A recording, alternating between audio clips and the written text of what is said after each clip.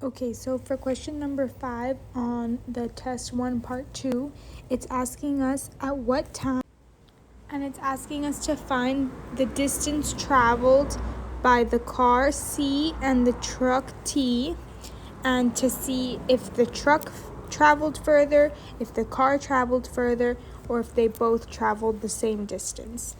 So in order to find this out, first we should find the equation for x of c, or the car, and x of t, or the truck.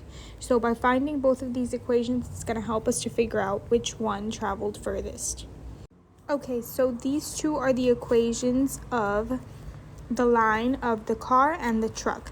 This is the equation of the line for the car, and this is the equation of the line for the truck. Now we can see here that 1/2 is here because x of c is an object moving with constant acceleration, and that's why the graph is like this. Whereas x of t does not have constant acceleration, it has constant velocity, which is why it is just a straight line.